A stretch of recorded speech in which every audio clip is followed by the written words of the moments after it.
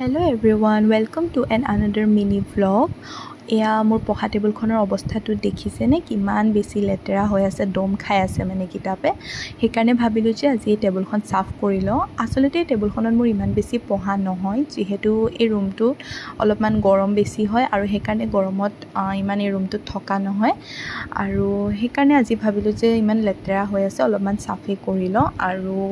এতিয়া মই এয়া মাষ্টাৰ্ছৰ মোৰ যিখিনি ফাৰ্ষ্ট ছেমৰ বহি কিতাপ আছিলে সেইখিনি ভাবিছোঁ যে সাইডত ৰাখি থৈ দিওঁ যেহেতু এইখিনি এতিয়া ব্যৱহাৰ নহয় প্ৰয়োজনীয়খিনিয়ে টেবুলত ৰাখোঁ তাৰ মাজত এটা বস্তু দেখাইছোঁ এইটো চক ৰাম মন্দিৰ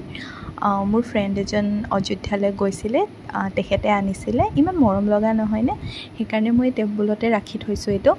আৰু তাৰপাছত মই সকলোখিনি চাফ চিকুণ কৰি ল'লোঁ আৰু মোৰ টেবুলখন চাফা কৰা হৈ গ'ল একো ডেক'ৰেশ্যন কৰা নাই একো বেলেগ বস্তু ৰখা নাই যিখিনি মোৰ প্ৰয়োজনীয় সেইখিনি বস্তুৱে মুঠতে ভালদৰে জাপি মেলি থৈছোঁ আৰু ধুনীয়াকৈ আৰু এয়া মোৰ টেবুলখন চাফ কৰা হৈ গ'ল